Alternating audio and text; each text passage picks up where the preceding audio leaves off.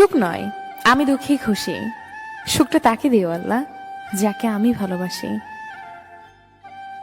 প্রত্যেক মানুষের জীবনে কিছু শব্দহীন কষ্ট থাকে, যার সাক্ষী কেবল সে নিজেই।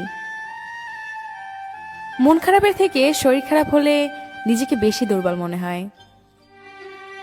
আপন মানুষের অভাব নেই, কিন্তু কষ্ট বোঝার মতো কেউ নেই। হাসির পেছনে কান্না, রাগের পেছনে ভালোবাসা, আর চুপ থাকার পেছনের কারণ খুব কম মানুষই জানে।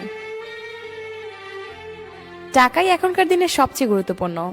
টাকা থাকলে বন্ধুত্ব, ভালোবাসা, পরিবার সবাই তোমার পাশে থাকবে। শুনতে খারাপ লাগলেও এটাই বাস্তব।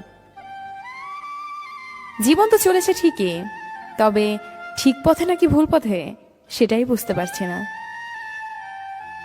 সবাই সবকিছু পায় না,